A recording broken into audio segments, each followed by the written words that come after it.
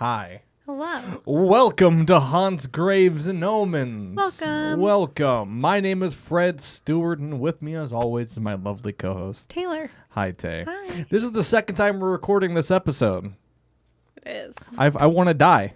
I'm dying on the inside. I'm already dead. But welcome. We're finally in video. It's finally here. It's happening. If you're watching, hi. If you're listening, then welcome back or welcome or whatever. But with us running the cameras is Marty Cowick. All right. Great. That's pretty cool.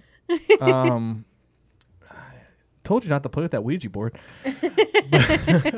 But welcome. We're very excited to be doing this all over again. Yeah, we just did this. Had a error. My computer filled up with space, so it stopped right towards the end, and we were unable to. The file was corrupted, so all over again. But as I was saying, the first time, I've listened to your guys' podcast quite a bit, and I was really excited for coming here and sitting in on it and being able to be part of the production. So Yeah, man. Thank you. Thank you for that. Of course, man. We're happy to have you. Yeah. And we're happy to have you, dear watchers and listeners. Give you a big old kiss. Now you can see it. That was so loud. Yeah, now you're finally part of it. We got our beautiful little sugar skull, Eduardo. But we're finally here. It's finally happening again. But for this monumental episode of Haunts, Graves, and Omens, I have compiled a very special theme that these two have heard already, because we were done. But for you haven't, from every beach to beach and every ocean, this is the world's most haunted islands. Ooh. Yeah, very, very exciting. Yeah. Now, be sure to rate us 5 stars in your listening apps. If you're watching on YouTube, like, share, and subscribe, and the whole thing. Share it with your friends. Or don't. But please do. Because you guys have been fucking killing it. Yeah. All right? Killing it. Wait for Marty to stop moving his fucking mic. I had to rearrange a second. What do you think this is? The dock? No, something way better. Yeah. Got a point. Be sure to check out episodes of the doc on your listening apps and YouTube. So it's out there. It's happening. But are you guys ready to get into it for the second time? I am. I feel like it's going to be like, when you watch a movie the first time and you're not able to catch all the little That's what I was nuances and thinking. stuff. Yeah. So I thought now, Now you can actually pay attention. Mm-hmm. No. Well, it's before because I've noticed when I'm hearing a story for the first time, I kind of get lost in thought because you'll say something and then I'll be thinking on my own thing about it and I'll miss the thing that you say next. But now it's I'll be able to catch all the other things. Okay. Well, good. Let's do this again. Just south of Mexico City, between the canals of Ochimilco, you can find a small island with a tragic background. This less than ideal tourist destination is known as Isla de las Muñecas, aka the Island of the Dolls. Fuck that.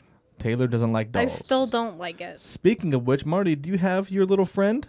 Is your little friend over there? Friends on the floor. Friends on the floor somewhere. Oh.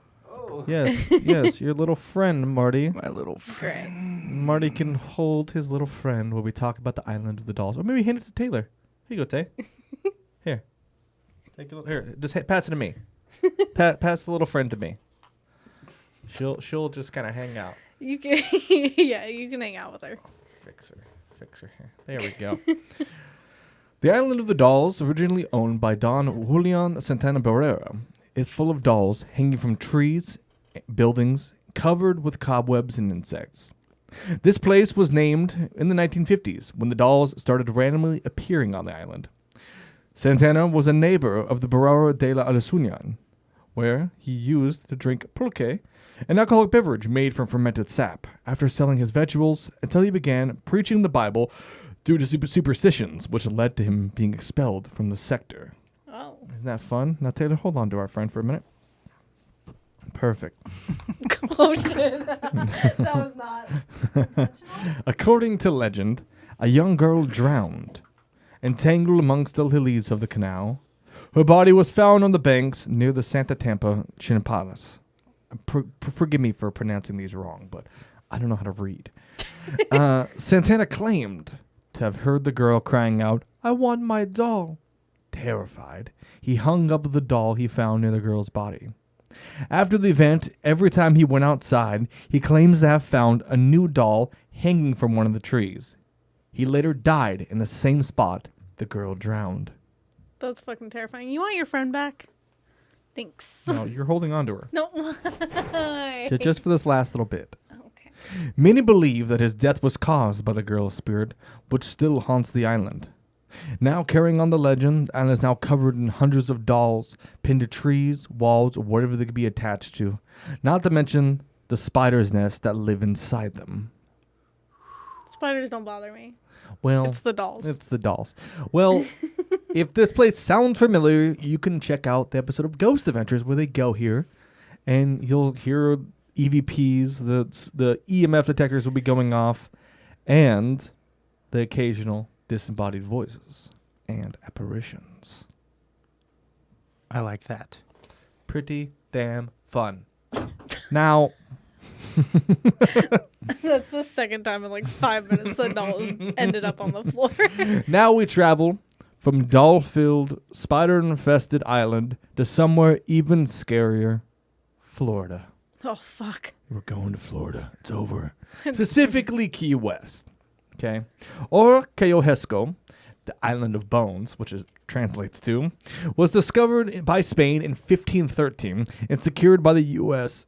in 1821 for just $2,000. Excuse me. As I cough. You guys are supposed to vamp. Sorry there, Rod. What are we doing, man? Losing it. Professionals, come on. I was trying to listen to that good gulp that you're going to healthy gulp. Key West is full of insane history and locations, but we're just going to talk about a couple and the legends that surround some of these fantastic places. First up on the stop is Fort Zachary Taylor. Named after President Zachary Taylor, obviously. Do you know a fact about Zachary Taylor? Anybody? His last name was Taylor. Okay. That's okay. Yeah, that's sure. He was a president. His first name was Zachary. Okay. Yeah. He was the first president to introduce boofing Oh, really? to the natives of Florida. Yeah. Oh, he's my new favorite president. That's not true at all. But the fort is known as Florida's most southernmost state park. Although no bloodshed from battles was ever spilled at this icon, many people died on the grounds and within its ghostly walls. From yellow fever to diphtheria and other super fun and enjoyable diseases, thousands of people have perished here. God. Fuck that. Yeah, it's pretty cool. It's pretty cozy. But so it comes at no surprise that this place is so haunted, whether that of the lost souls who've died of disease and violence, or that of the elderly white fat man who moved to Key West from central Ohio and died within its Margaritaville and Chili's combination. This place is very haunted. As for the paranormal activity, it is said that visitors will see the sight of soldiers lined up in formation, hear the sound of gunfires and whistles, and of course, there's often felt strange cold spots within the lower section of the fort. Oh. Is it just a ghost farting, or is it a manifestation of a ghost? Farting. I bet it's farting. I like the farting idea more. Yeah. The manifestation of a ghost farting. Yeah, That's there you gonna be me as the ghost. I'm like a steam engine, but for farts. Shovel you with food instead of coal. That's the only way Marty can eat is with a shovel. Isn't that right? Yeah. Isn't that right, Marty? A big shovel, too.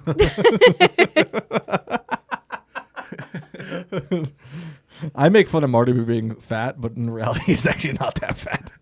I used to be, but I think you got more comfortable doing that because I make fun of myself so much for being fat. Well, yeah. I mean, I tend to just rip on my friends more and more the more I get to know them. Yeah, for sure. Yeah, it's like I make fun of Taylor for being fucking Italian. It's like one of my favorite things in the world. Mm-hmm. And also, she's blind. I am blind. and yes. probably autistic. But we're continuing on. What? I'm being bullied Well, today. You're being bullied every day. Key West is also home to a very important individual to the podcast.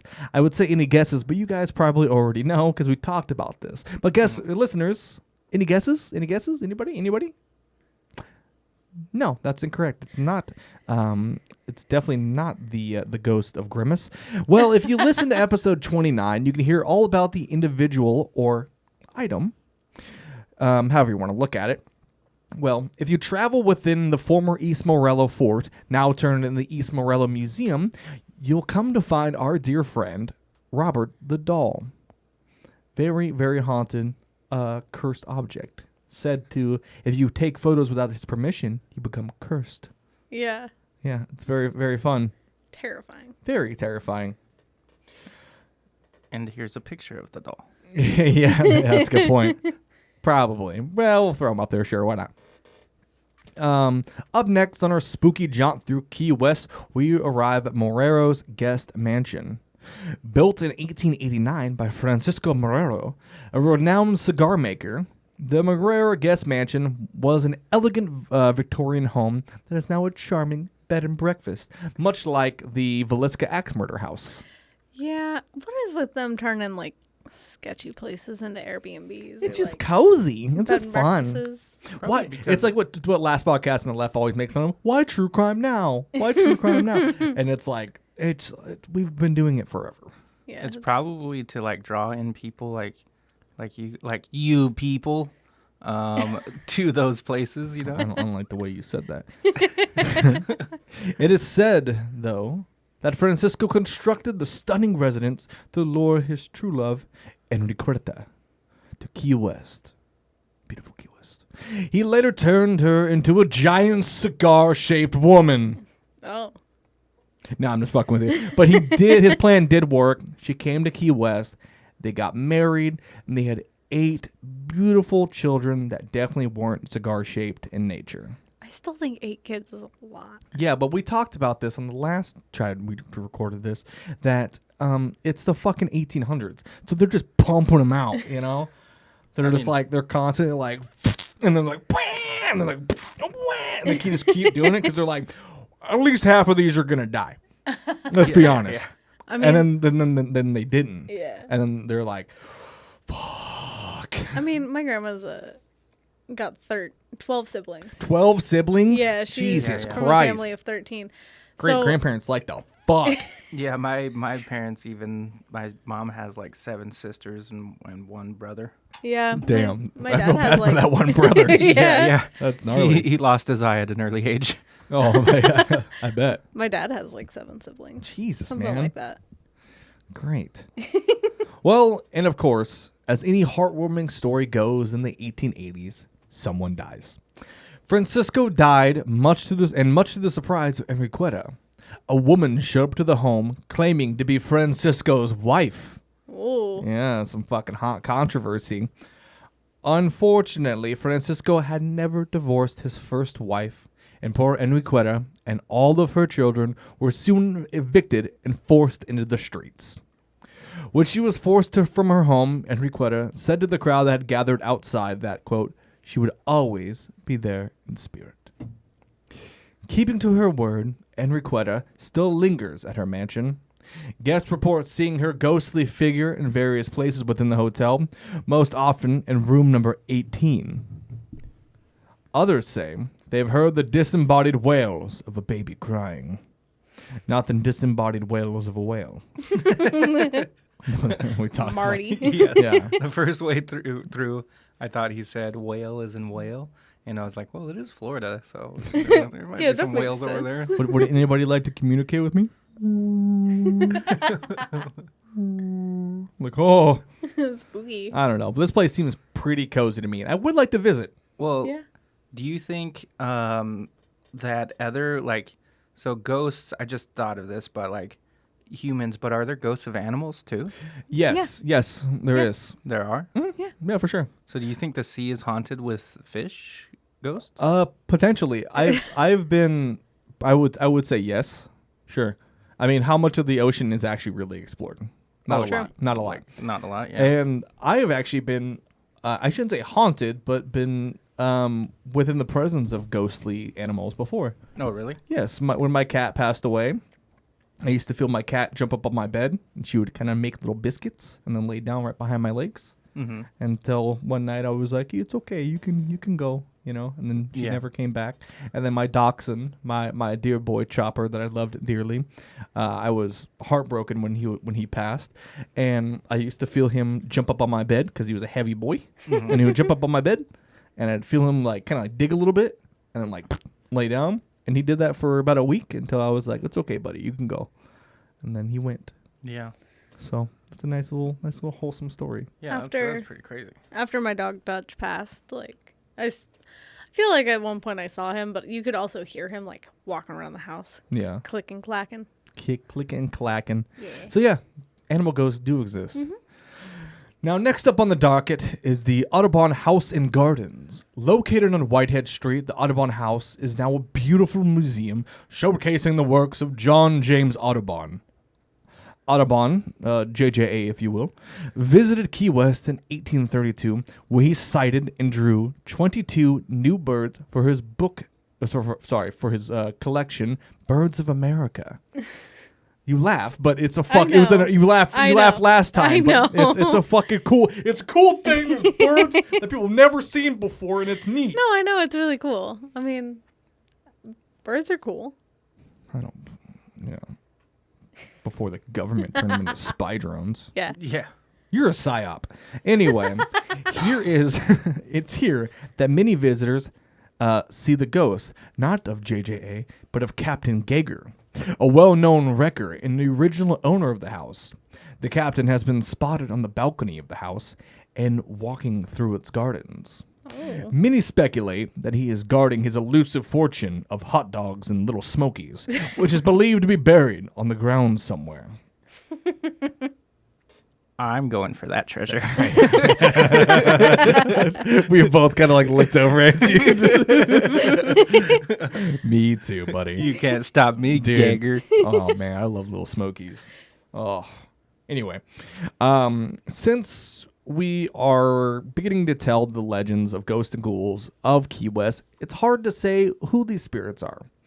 Well, there is a former resident of Key West who is not only super well known, but not of this living world. Any guesses, listeners? Not you? Not you? It's not Mark Twain. You guessed that last time. My brain still said Mark Twain, even though I knew it wasn't. It's no secret that Ernest Hemingway loved Key West. How about that? Anyway. I think it was a secret because I didn't know. I also didn't know that. You guys clearly don't know a lot about Ernest Hemingway. The only Ernest I know is from the movies when we were kids. He's like, bird, bird, bird, bird. I don't know, man. Ew. I don't know a lot about Ernest Hemingway in general, but Yeah. Ernest goes to jail. Dude. Ernest goes to Key West. I love those movies. As for fans of the legendary author, a visit to Key West is not complete without a stop at his house, which is now a museum, of course. But many who visit, they get to see more than Hemingway's lovely mansion and the descendants of his famous six-toed cats, which I would love just pick up and be like, you're a cute little baby. For it is believed that Hemingway himself still lives in the house on Whitehead Street, one way or another. He has been spotted sitting at his desk, standing in the windows, definitely not rubbing his nipples, and some even could hear the sound of him typing on his typewriter. Others have spotted his wife Pauline in the garden and just outside the gate, smoking cigarettes. That's like me as a ghost. do you think he just like hangs out with the cats too? I would assume. Like just to do it? I wonder if he's written any books since he's been dead. I don't know. You know? I hope so. I hope so. I would love to go to Key. I actually do want to go to Key West. I think it'd be very exciting. But I would like to go there and see if we can communicate with Ernest Hemingway, because I would love to ask him that question, because I don't know if that's ever been asked to the spirit of Mr. Hemingway. I don't know. The smoking cigarettes things reminds me of, so like Just a short little tangent. But when I was a kid, I had a friend whose grandmother chain smoked cigarettes in the front yard, like literally the really long ones. I forgot what kind of cigarettes they were, and then I'd only ever see her either smoking or like sleeping on the couch. And when she was sleeping, she looked so happy, and I always imagined she was just dreaming that she was sitting on the front porch just chain smoking cigarettes. Probably. That's awesome. We are now going to travel up and away from the warm, tequila-freeze spilled waters of the Key West and head way up north. Welcome to Canada. Oh, fuck yeah, bud. Specifically, Vancouver, British Columbia.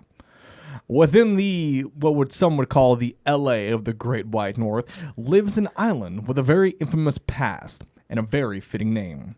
Dead Man's Island. It's not called like Chili Con Carnival Island or Hot Dog and Hand Grenades Island or Poutine Island. Oh, it's called That's a good one, though. Welcome to Between the Goalpost Island. Yeah. So the Squamish people call this place the Island of Dead Men. A long time ago, it is said that a fierce battle took place here. Mohawk poet and writer E. Pauline Johnson captured the tale of her friend Chief Joe Capilano as he recounted it. Northern and southern tribes fought over claims to the island. The southern tribe kidnapped 200 women, children, and elders from the north and held them captive. When 200 northern warriors traded themselves for the hostages' freedom, they were cut down on the spot. Capilano described the aftermath in the 1911 book, The Legends of Vancouver. Quote, "In the morning, the southern tribes found the spot where they fell people filled with flaming fire flowers. Dreaded terror seized them. They abandoned the island. During the 1860s, the government tried to sell the island to Samuel Brickhouse. He declined, but one of his partners, John Morton, set out to explore the island anyway. So he got on a boat, rowed to the island, where he found hundreds of red cedar boxes scattered amongst the foliage, perched up in the branches of trees. Morton quickly discovered the boxes were fragile when he reached up to touch one, and it crumbled above his head, showering him with the bones of the long-deceased inhabitants. I don't So, why wouldn't he touch one that was on the ground? Why did he touch one that was in a tree? Well, I mean, I imagine he was just like, why is this in a fucking tree? And then touched it. Maybe he had a bad back and he didn't want to bend over. Yeah, Taylor. Touch it with your foot. I don't know. Well, how's he Figure it out. how was he going to touch it with his foot if it's if it's in a tree? No, I'm saying the one on the ground. Go to one on the ground and just touch it with your foot. Listen, if I came across a bunch of boxes just that could be potentially full of something, I'm not going to fucking touch it. Well, you don't know if it's full of something. He didn't know. That's why he was touching it. Pay attention, I mean, with man. Come a on. place called like the Island of Bones, it's probably not anything good, Well, right? I'm sure it's fine. I wonder if it was called the Island of Bones then, though. Probably. It was called Limp Bizkit Island before that. Do it for the nookie. The what? The nookie. The what? Well, because it was the tribe that would call it. Oh, okay, yeah. That's who named it that. So I assume it was still called that. Oh, okay. So I don't again, know. That makes sense. I wouldn't fucking be touching any random boxes. And as if a horrific battle wasn't bad enough for this place and the forbidden loot crate boxes, this island was used as a, quote, pest house during the 1890s plague outbreak that fell over Vancouver. Those who were sent to the island for quarantine, if they got better, they were allowed to return home. And if not, they never left. And that's a very common thing that's going to happen through the rest of this episode. Yeah. Now do your Canadian ghost impersonation. Oh, fuck yeah, bud. We're just going to spook and scare ya. Oh, look out there. Oh, I'm sorry for scaring ya. Oh, gosh. Oh, fuck, bud. Don't touch my fucking bones. You're a boot to get all fucked up there. You freaking You're hose going to head. get right fucked there, You bud. can get right fucked, you fucking hose head. Get away from my bones. You know, those are my bones, you know. I mean, you can have them if you want. I'm not going to make a fuss about it, but, you know. Well, this island has changed a lot of hands. From 1899 to 1930, Dead Man's Island was home to a logging dispute. The federal government leased the land to American industrialist Theodore Ludgate, who wanted to build a lumber mill. According to local authorities, the residents were outraged. To them, it was clear that Dead Man's Island was part of Stanley Park and not open for development. At 6:30 a.m. on April 24th, 1899, Ludgate headed out to the island with 30 men to log the area. But then, Mayor James Garden was one step ahead. He anticipated Ludgate's move and brought almost the entire police force with him to the island. When Ludgate attempted to cut down a tree, he and his men were arrested. Get away from my trees. Several similar episodes dotted the decade until Ludgate's lease expired in 1930. And then in 1909, years prior to that, police occupied the island overnight to keep loggers at bay. They claimed they heard the rattling of dead man's bones and the shrieking skeletons that threatened to haunt anyone who dared cut down the trees on the island. Whoa, get away from my trees, bud. Oh, you know how we gonna get our maple syrup. I wonder if the guy who attempted to cut down the tree got haunted after he got arrested. Maybe. So first he gets arrested and then he's haunted. Yeah. What if they find him in the cell and he's all dried out? He's and they're like, is this a spigot on the side of him? And they're like, maple syrup. Maple syrup. Fuck. If you leave me alone there, Ghost, I'll give you a couple of loonies and toonies.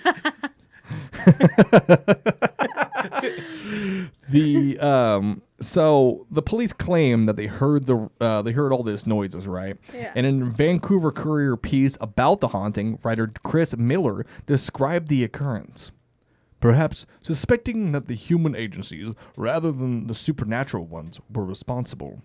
The chief of police suggested, tongue-in-cheek, that his men carry torches so they'd be braver, and the ghost a little less active. So if you get a bright light, the ghost leave you alone. Yeah, obviously. Just like that.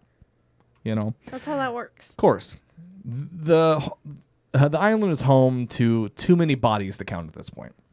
The First Nations people, British merchant sailors, early pioneer residents of Moodyville, they're all just kind of upset, Hastings Sawmill and the Granville town site, Canadian Pacific Railway workers who died during construction, victims of the Great Vancouver Fire in 1886, and those who succumbed to smallpox, and possibly even some squatters who made the island their home for many years.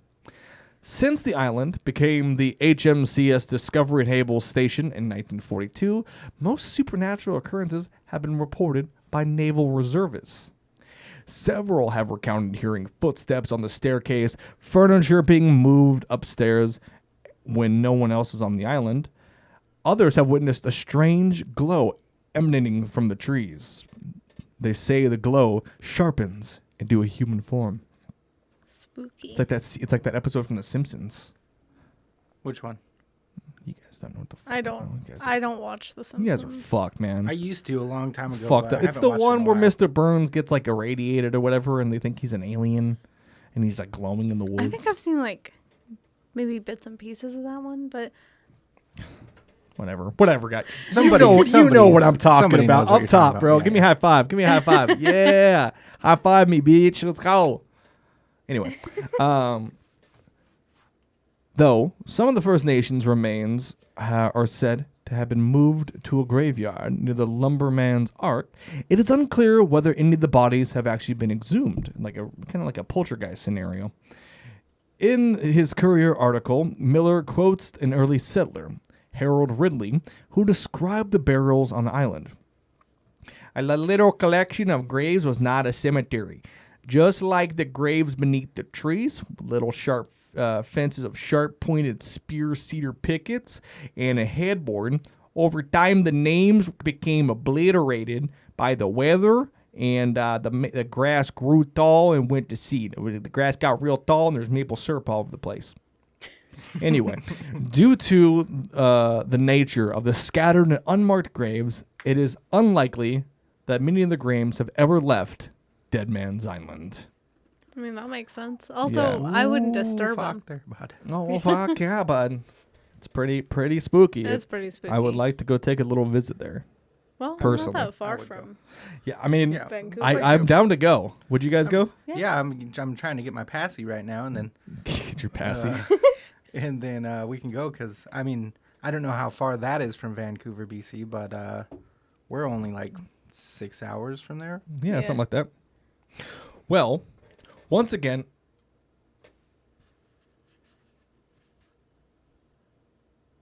we good? Okay. All right. So yep. Yep, we're Okay, good. let's try that. Sorry I about think that. I think the screen just went to sleep or something. Yeah. Once again, we travel from somewhere cold to a heavily favored destination, the island of Oahu, Hawaii. Yes, we're going. I would actually all these places I really want to go to. I would like to go. most I'd of them. like to go back to Hawaii. Hawaii is very exciting. I've never been. It's very cool, nice and warm. Yeah, I'd like to go too. Let's go. Let's do it. Let's plan it. Didn't you do like a day trip? I went a day trip and I got blackout drunk on Oahu and fell asleep on a beach and then I got woken up by the cops. I'd imagine being in Hawaii, like temperature wise, like feels good is like when you're in cold water and you pee in it and you're just like, oh, you know what I'm Yeah. saying? That's Hawaii. Okay. Located in Honolulu. Forgive me if I pronounce a lot of these wrong. I will do my best. The Lani Palace was the royal residence of the original ruler's Kingdom of Hawaii. The 10-acre property houses a lot of fascinating history and includes the tomb of King King Kamehameha II and his queen Kamamalu. It's a very I did my best to try to write these out. I thought but you were going to do some Dragon Ball Z shit right there. no. As for the ghost, security guards report seeing Queen Lily Okalani around 5:30 a.m. and hearing the piano playing in the blue room when no one living is actually there.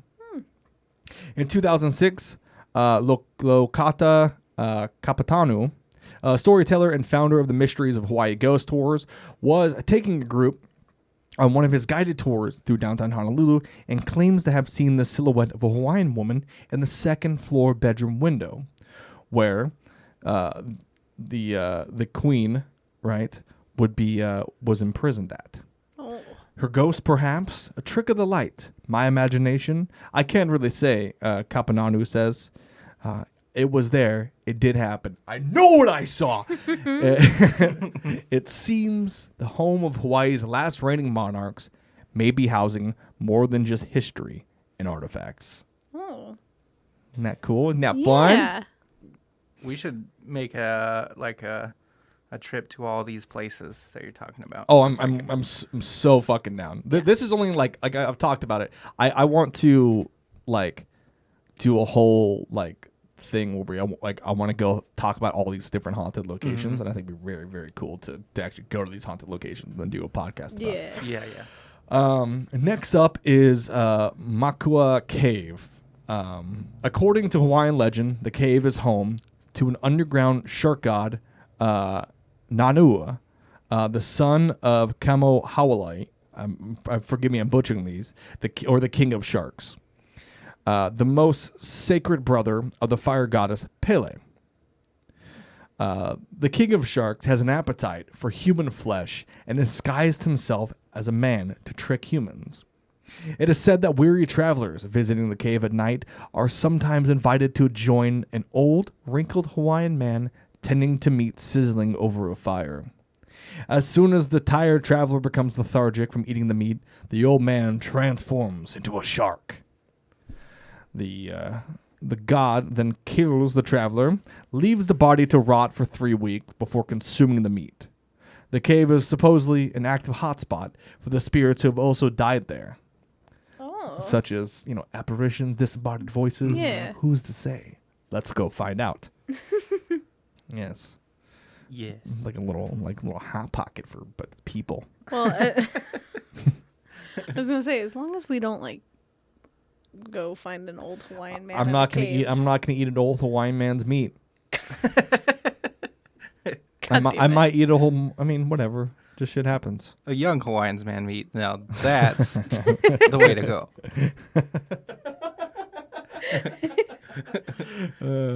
Yeah? Yeah. At least it's not all wrinkly. As for our last stop in the lovely island of Oahu, Hawaii, we end up in downtown Honolulu at the Hawaii State Capitol building. It stands out as one of the only ones residents still visit or work in regularly. Though there are many stories of the supernatural, one involves a former state senator whose daughter was brought to work with her one day. She watched her daughter play with an imaginary friend, or so she thought.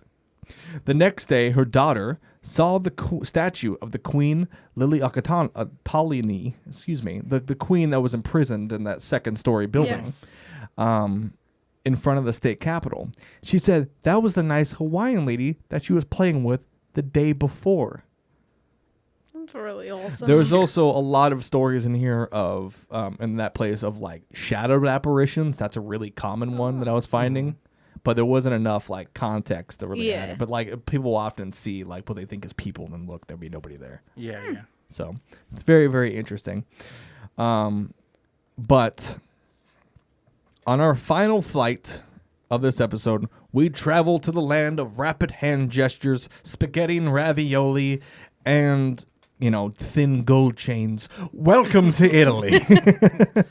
Forget about it. Hey, fucking gabagool. If we do travel, I would like to go to Italy. I would love to go to Italy. Italy's pretty. Yes. Inching closer to our last stop on our Mamma Mia excursion through Italy, we arrive in the city of Palermo, Italy. Palermo, if I'm butchering this, has a rich history, known as the most conquered city in history, which is awesome. Just constantly being like, I looked into it, it's constantly was just being assaulted. And it has beautiful historic buildings, cathedrals, and markets, but the city houses a very spooky secret below its surface, much like Portland, but a little more fucked up. Well, it's indifferent. It's kind of like Portland's was fucked up, but like, Hey, tomato, you know what I'm saying? yeah, what he said. I guess. Yeah, tomato. Hey, gabagool. Known as Catacomb de Cappuccini? Yeah, Cappuccini. The catacomb houses around 8,000 mummified corpses of its former residents, dressed in their very best threads. In most of Western culture, the long dead are generally kept out of sight, hidden from the living. Here, it is the exception. Nothing stands between the living and the dead except a rope with a sign asking visitors to please be respectful. Of course. Yeah. The ill-lit, musky catacombs have been separated into a few corridors, each one hosting a specific type of person. There's a room for religious figures, mainly those afflicted with the monastery, for professionals such as doctors, and a room for women, virgins, infants, and Martys. And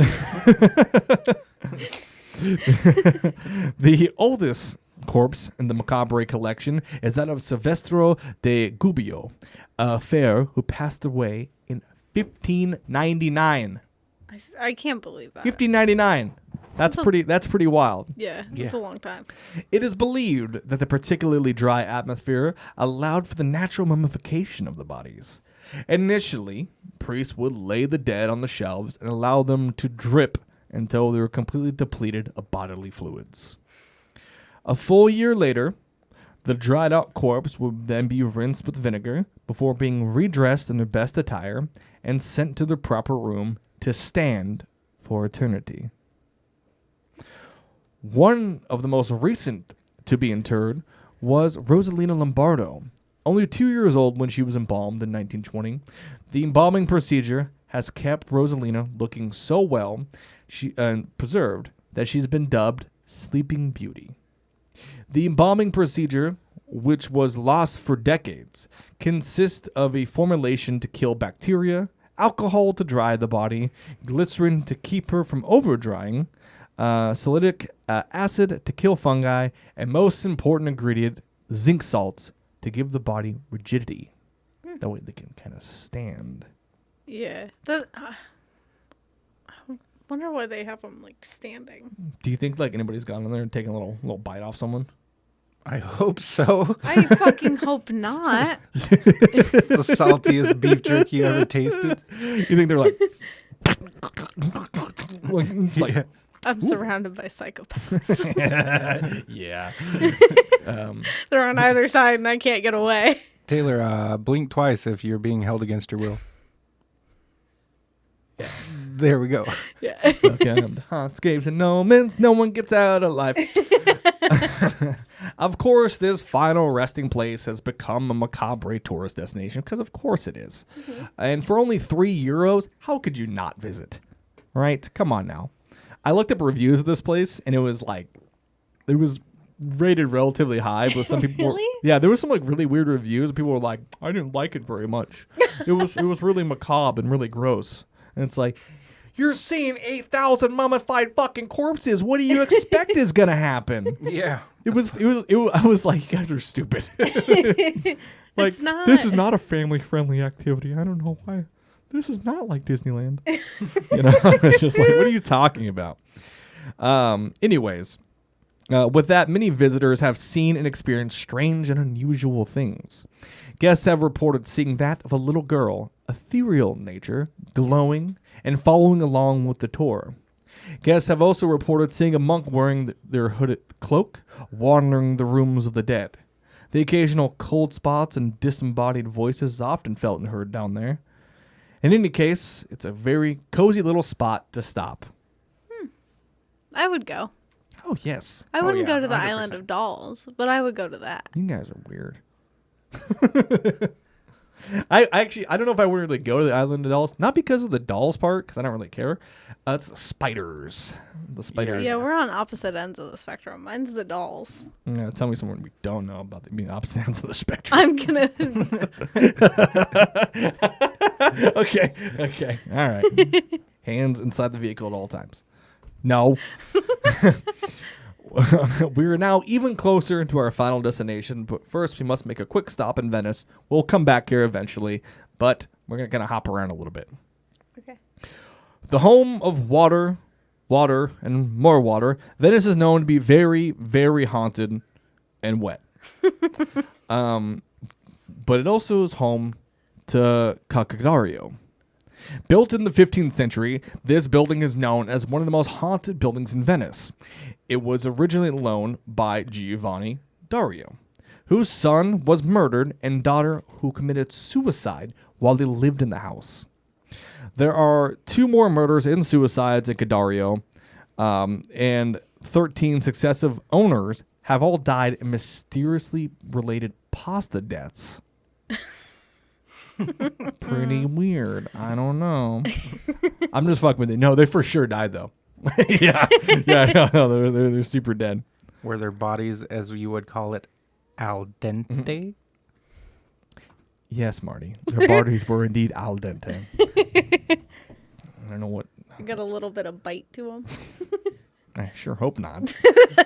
So, the architectural beauty of Cadario contrasts with the unpleasant events that have happened to the former residents, which allowed the same to receive the nickname Cursed Place.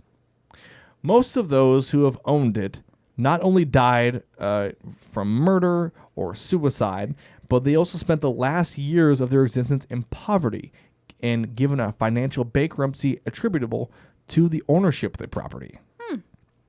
It all starts with a famous inscription on the facade, which reads, Joneus Darvis Genio, a clear Latin phrase, probably suggested by the architect-sculptor Pietro Lombardo, which means, to the genius of the city Giovanni Dario. As I said before, it is curious how the anagram of the same sentence almost reveals the fate of the future owners. There's another one it's in Latin, but it translates to, I create under an insidious ruin. Oh. Which is super fucking ominous. Yeah. It seems as if he wanted to curse. With the exception of Giovanni Dario, all subsequent owners, starting with his daughter. It is said that the Venetians made the anagram deeply affected by the deaths of Vincero Barbaro. his wife Marietta Dario, and a son Giacomo, after the violent deaths of the latter in 1542. The misfortunes began immediately, with the exception of Giovanni Dario, who only lost his influence in the last years of his life, but then died in natural circumstances. The daughter died of cardiomyopathy or suicide. The real cause of the death is actually unknown. After the failure, the husband, who was consequently stabbed to death, the same fate went to his son, who died in an ambush in the city of Crete. There's a lot of people that died related around this house. Yeah. Cadario was inherited by the Barbardo family until the 19th century, where then it was sold to Arbit Abdal, a precious stone merchant who immediately lost his wealth following the purchase and was forced to sell the palace for only 480 euros to Rodon Brown, an English historian who also, 4 years after the purchase, was forced to sell it for the lack of funds to maintain it. Jeez. There's a lot going on here. Yeah. It was then purchased by a Hungarian count, who then resold it to a wealthy Irishman. He had a bunch of potatoes. Until I'm Irish, it's fine. Better than being drunks.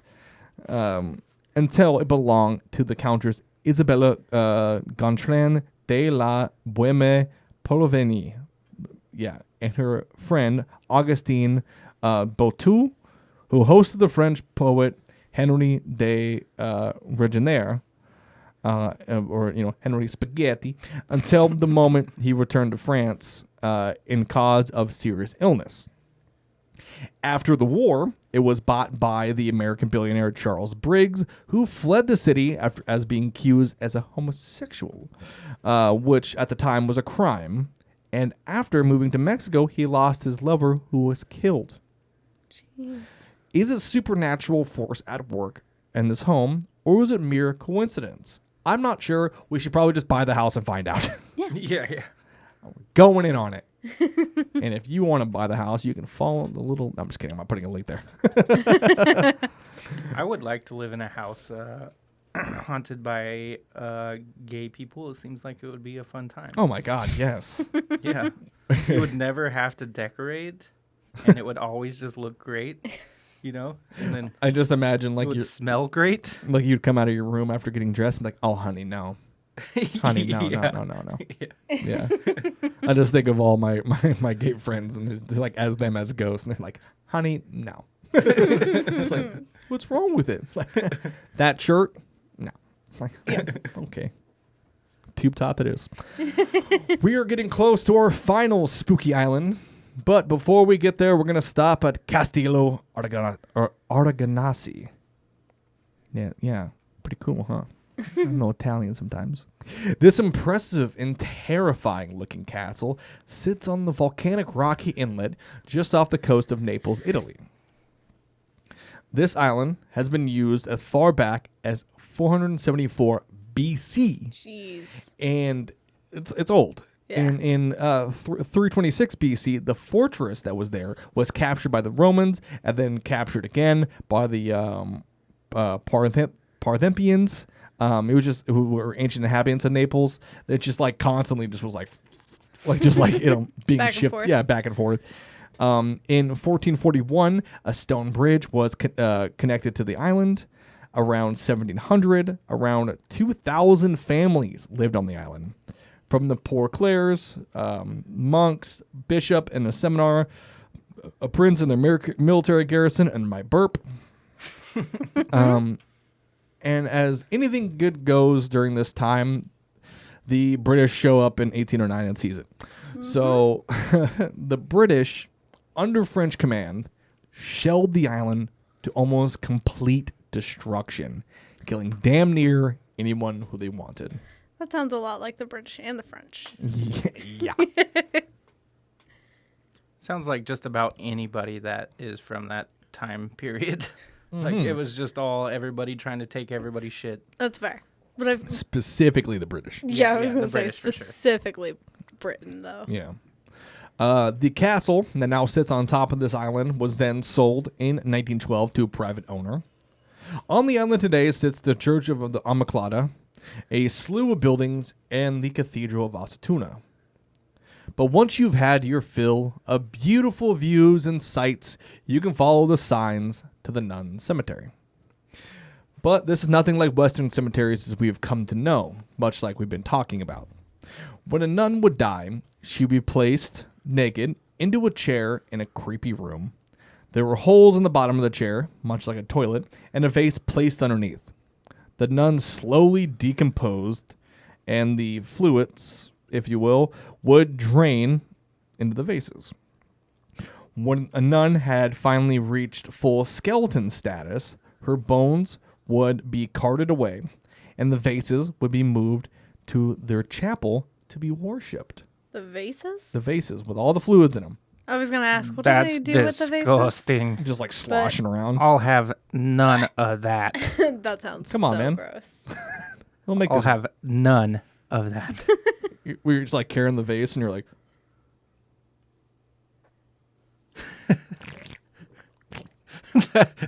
Just the sound was disgusting. bro. Yeah, I had a problem with the sound too. it's kind of good. Gross. Yeah. Fucking nasty. Yeah. But the living nuns would then visit the room full of the dead bodies and chairs every day to pray for their dead. We venture a guess that the exposure to the dead in these cramped conditions also spread disease, thus keeping the, quote, death chairs filled year-round. Jeez. Visitors of the island have reported seeing apparitions of the nuns throughout the property, from the cemetery rooms, cathedrals, and across the island, across the land. Castillo Organesi is also where King H.G.O. Assassino Murat was shot to death after Napoleon was defeated in 1815. That is more than enough to make people suspect that the occurrence of supernatural activity is happening here. Visitors claim to experience strange occurrences that indicate that the ghost of the king still roams the place, perhaps looking for vengeance. Pretty fucking spooky, if you Yeah. ask me. Yeah. I It especially is. don't like the vase part. Yeah, it is. Yeah. I don't like the nun naked toilet part. Those two are correlated though. Don't Yeah. yuck somebody's yum. Anyway. Nowadays, you can find that all over the internet. Fucking gross. Non-vase. Now, Italy is super fucking haunted if you guys haven't heard. Yeah. And it comes no different in the city of Napoli. Napoli? I think it's Napoli. It's Nepali. Napoli. This is where a place that sounds like a pizza restaurant resides. This is Palazzo Donnana. The original building on the site was probably built by the Dragonetto Bonifacio in the early 15th century. It changed hands a number of times and finally was inherited in 1630 by the woman whose name it now bears, Anna Carfa, Duchess of Stigliano, and the wife of Romero Núñez Guzman, the Spanish viceroy of Naples. Catch all that? Got it? You got it? Si, got senor. it? Got it? See. Perfect. She has had the building redone by the architect Cosmio Fanzago in the 1640s. When her husband returned to Spain alone in 1644, the unfinished palace was left abandoned and neglected. The palace was then purchased from the heirs of Anacarfa by Tierra Morelli.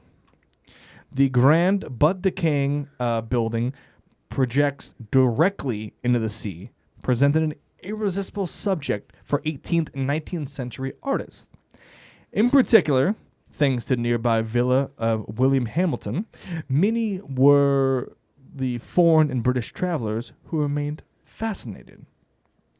By the beginning of the 19th century, the structure was still very much dilapidated. In the early 1900s, a French family, the Genevius, bought it and started transforming it into what it appears today. The western wing was sold in 1928 to the Colonia de Palanio family, and later to many more families, being fractioned by the Genevius heirs into smaller units. Part of the building is still in ruin, but most of it is currently used as a residence, including the home and the gallery of the art dealer Leo Roma and Napoli football player Dres Mertens. And that's football, not American football, but like soccer, or as the Italians call it, soccer. That's more French, Yeah, but you get the idea. I was gonna say that's very French. They call it ravioli ball. Continuing with our mantra of this place has a dark past, Palazzo Don Anna has some weird shit going on. According to local legends, Don Anna was known for her multiple affairs. So a little saucy action. A little saucy in here, heating up. She used to make love with her lovers and then dump them through the trap door. Remember, it's up and over the ocean. So, it is said, though, that every night of a full moon, on the terrace of Palazzo Don Anna, two ghosts appear and embrace. Nothing more than shadows, the memory of lost love, or that the beginning stages of murder. Oh, spooky. Murder. Murder. Murder. Could this be the spirit of Don Anna or that of her daughters? Hard to say. There's one thing I know for certain. This place is pretty fucking weird. It is really fucking Yeah. weird. Now, would you go? Would everybody go? I would Yeah. go. Yeah. Yeah. You're going to see the sights of Italy? yeah. I'll see them sights any day. Great. Well, congrats, everybody. We've arrived at our final destination. Are you excited? Yeah. Yes, Yeah. sir. And if there's a weird cut, it's because Marty fucked up. I did not know. God damn it. Stop it. I thought it was going to be a great thing. I thought it'd be a good bit, but we have to get commercial-free stuff. Oh, okay. I know I'm excited, even if Marty wants to shut down the entire network. This island, God fucking damn it. This island is located between Venice and Lido in the Venetian lagoon of northern Italy, where I'm going to bury Marty's body. This dilapidated place houses the most disturbing story yet. My dear friends, welcome to the island of Poveglia. Hell yeah. Dun, dun, dun. Go ahead and do, since we have to cut that audio. Can you just do the audio? Can you just like play, like just sing it? Dun, dun, dun, dun, dun, dun. See, that works. We can use that. Yeah. So, Poveglia saw conflict in 1379, but was mostly uninhabited by the subsequent centuries. In 1527, the island was offered to monks who refused it, perhaps predicting the horrific events that would come.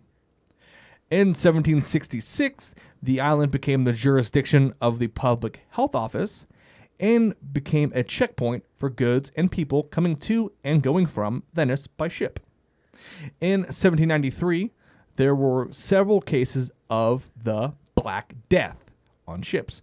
Consequently, the island was transformed into a temporary confinement station for the ill. The ill would be forced onto a ship, taken to Poveglia, and left to die, often kicking and screaming, knowing that they would never return. It is estimated that around 500 people a day would succumb to their illness. Men, women, and children. Yeah, that's insane. That's a fucking lot of people. Yeah. And we'll get into it even more. It is thought that around... Well, hold on a second. We talked about Waverly Hills. Waverly Hills it's a pretty fantastically large compound, right? Yeah. It has a couple hundred rooms, right? Over 60,000 people died there. Okay. Right. This place is thought to have around 160,000 people die here. Jesus. About 100,000 Christ. more. And that's just from the Black Death. That's Yeah, not just from everything else. Yeah. The dead were buried in plague pits thousands deep. Those who could not fit in the pits, or if they ran out of space, were taken to the burning fields, where thousands of corpses of those with the plague would be turned into ash. It is widely believed that the island's soil is made up of over 50% human ash remains, potentially even more. And It's a 17-acre island. I was gonna say, and it's only like 17 Yeah, acres, right? that's nuts. It's fucking gnarly, dude. Jesus It's Christ. gnarly. Poviglia was used to quarantine the sick and dying. After that, it was used to be a quarantine station. Napoleon used it to store weapons and a step stool. He actually wasn't that short. He was Really? like 5'7" or something like that. He was not like, he wasn't tiny. Yeah, he was 5'6". Oh, okay. I was real dang close. So Look at he's that. really not that short. I mean, He's short, but he's not that short. yeah, short, not that short, but also He's seeing also somebody French. that's 5'6" isn't as intimidating. You know what I'm saying? Like, as just seeing some fucking massive conqueror guy. Yeah, for sure. I see it. So in the 12th century, he had the church on the island destroyed, and the church's bell tower was converted into a lighthouse that is still there to this day. Eventually, Napoleon's enemies discovered he was storing weapons on the island, and many more battles took place on it, claiming even more lives. Jeez. And in 1922, the existing buildings were converted to... Any guesses? You guys know. I do know. You know. Spaghetti factories. Spaghetti factory. Old Yeah. spaghetti factory, of course. No, it was converted into an insane asylum for the mentally ill. Because of course it was. Because of course it was. It's much like that one building I was telling you about the other day. The one that's in L.A. The fucking most, like, it was a super haunted. Oh, yeah, It was yeah. like the first trauma center in L.A. I can't remember the name off the top of my head. Super fucking haunted. And a company bought it out. Now it's an old folks home. So that's pretty cool. But after it's used as an area for the plague, and used as a fucking place where a bunch of people died in battles, and after it was used as an insane asylum, it was turned into a nursing home and long-term care facility until its closure in 1968. Jesus Christ. That's pretty recent. Yeah. Why do they always turn into like nursing homes? I don't know. Like 'Cause- insane asylums or like mental asylums always do that though. Because when people see ghosts, nobody's going to believe old people. They're already too close to the other side. Well, I feel like that makes you believe me even more. yeah, I guess so. I don't know, man. It's pretty spooky. That is spooky. But the island was then sold for 513,000 euros in 2014 and has sat vacant ever since. If this place sounds familiar to you, you'd be correct. It has been on a slew of paranormal shows like Ghost Adventures, but it comes at no surprise that a place this fucked up would house some intense spirits. For a long time, the Italian government wouldn't allow people on the island as they deemed it too haunted for the living to visit, which is a pretty fucking terrifying thing. That the government was like, no one's allowed to go there because we don't know what's going to come back. Yeah. Or if you ever come back. It is said that the ghosts of the ill returned to haunt the island. Doctors would experiment on patients with crude lobotomies. According to various reports, the doctor jumped from the bell tower in the 1930s after claiming that he had been driven mad by ghosts. Oh. To add to the horror factor, the doctor didn't die right away. Some say that he still haunts the island looking for his next patient. Terrifying. Yeah, it's pretty spooky. It is also said that the patients were actually taken to the bell tower and would never return. Oh. Decades later, residents claim to hear the sound of the bell, though it has been removed for years upon years. Restoration work on the island had to be stopped due to near constant paranormal activity. Jesus. Yeah, it's pretty gnarly. Yeah. While on the island, you'll see signs chiseled into stone stating, and forgive me for if I mess this up, but "Ni foras vica functi contagio retricunt," or "Do not dig, there are contagious bodies here." That is terrifying. That's pretty fucking scary. Yeah. Yeah. And to get even more weird with the island, fishermen today still avoid Pavigli Island. They literally navigate around the area widely. When the skies are clear, you can allegedly see the skulls and bones under the water surface. When a skull or bone is accidentally caught in a net, the entire catch is thrown back into the deep. Fishermen would rather take their loss than take the risk. Oh, yeah, 100%. Yeah. So, the Island of Ghosts, as is widely known locally, is also thought to be home of vampires. Oh, of course, yes. Fuck yeah, we're getting into it, baby. When the mass graves were discovered a century later, the researchers stumbled upon something even more unsettling. Some of the graves they found skulls with large pieces of rock clamped between the jaws. Every time when a victim had died, a death pit was reopened. Sometimes a recently buried corpse had blood dripping from his and her mouth. Decomposition gases blew the corpse up, which sometimes caused the internal organs to rupture. The blood coming from these organs found the way out and through the mouth. But it's the 16th century and people are fucking out of their mind, and so they didn't know that. Yeah. Nonetheless, that's pretty fucking horrific. It's pretty fucking scary, right? So back then, they believed that a person had to be a vampire who was feasting on the other corpses. Can you imagine? Like, it was you reopen the pit, which is disturbing enough as is. Yeah. And you discover a corpse who's got blood, just dripping out of its mouth. Yeah. Yeah. I think I've seen photos of, because that's not like a super uncommon thing, but I've seen photos of like the skulls with a rock in their mouths, and it's fucking terrifying. Well, if you look in like Victorian England too, around this time, you'll see like a lot of cemeteries. You'll see cages around, like cemeteries and shit. There'll be cages around graves because they believe that they didn't want the dead to like reanimate and come back up. Yeah. So in the but the way they would deal with all this in the 16th century, the solution to slay a vampire was to take a stone and put it in its mouth, and the vampire would be too dumb to take it out, and they would starve to death. It's like like the whole zombies can't open doors kind of shit. Yeah, basically, yeah. Yeah. Vampires can't take rocks out of their mouths. That's really common knowledge. Did you not know that? Yeah, did you not know that? Yeah, that's crazy. That's why I stay away from rocks. Visitors of the island have experienced poltergeist activity, heard the screams of the dead and dying, even seen shadows of Plague Island's past residents, and apparitions of doctors, weakening medico della peste masks, or plague doctor masks. Yeah. Which looks spooky on their own, you know. Yeah, I mean, can you imagine like you're just like on the island and there's just like a plague doctor just like just staring at you? Oh man. Whew. So, one spirit that is known on the island is named Little Maria. She has been a spirit on the island for over 400 years.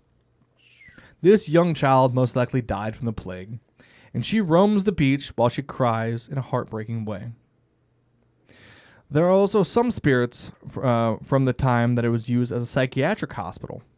Pietro, a man with 2 amputated legs, used to raise his wheelchair through the hospital. People claim they could hear his phantom wheelchair racing up and down the corridors. That's not that scary. No, it's not that scary. It's kind of wholesome. Like squeaky, like because Well, I WD-40 imagine- didn't exist back then. I imagine it was faster than that if he was racing up and down. Yeah. Oh my God, there's dolphins. Another spirit is that of Federico. He grins and laughs out loud the entire day. That's kind of like you. I'm gonna just start calling you Frederico. Yes, my family calls me that. And the spirit of a young female is also seen regularly as well. She has a terrified expression on her face. Some say she's scared of the mad doctor, who still performs his stick experiments here. A place of in a pair of huge eyes have been seen just below the water surface. People see the faces behind windows of the hospital. People claim to be watched and even followed around the island during the visit. Some get emotional when stepping on the island, feeling deep dread and sorrow. The hospital can be entered on several places, but the easiest entrance is the scariest. You have to crawl through one of the crematoriums. Yeah, no. Yeah. Yeah, I it's mean- pretty gnarly. Yeah. Visitors of the hospital claim to see shadows on the walls that appear to follow them throughout the entire facility. Sometimes people get scratched, pushed, but, there's just a lot going on here. Not to mention all the apparitions that people see throughout the Yeah. the burning fields, as they call it. Yeah. Well, you'll see the apparitions of just people standing out there, shadowed figured Oh. in nature, or even full-bodied apparitions. There's a lot that happens here. It's very Yeah. terrifying. But in the end, whether it's from the spooky buildings, the haunted history, or the haunted residents, no one leaves the islands of ghosts unshaken. I'd go.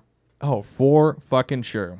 And that, ladies and gentlemen, is how we wrap up our episode about the world's most haunted islands. That was a pretty wicked ride. It was Yeah. certainly a ride. Did everybody have fun? Yeah. I did. Even though we had to record it again, I had a great time. No, even the Yeah. second time around, it was it got pretty gnarly. yeah. Well, we had a great time, and I hope you had a great time, listeners and watchers. Be sure to rate us on your listening apps, 5 stars, share us with your friends, and if you're watching on YouTube, like, share, subscribe. Go check it out, the doc episodes. We're out there. It's happening. Check the Linktree and see all the fun stuff. You check the Linktree in the bio. You can find all the fun stuff, all of our fun new shows and stuff that we got going on. The doc is just chaos. We recorded an episode yesterday, and it was just pure nonsense and violence. Yeah. But go and follow us on Instagram, H.G.O Podcast. You can follow us on Facebook, Haunts, Graves, and Omens. If you have a fun story that you wanted to tell about seeing aliens, cryptids, ghosts, whatever, something scary that's happened in your life, check out the email that's right down below, hgopodcast@gmail.com. Email us, put something in the description so I know what it says, and send it to us. We want to read them on the show. Yeah. We're having a great time, and me and Marty are actually going to go film something. I'm pretty sure right after this. Yes, sir.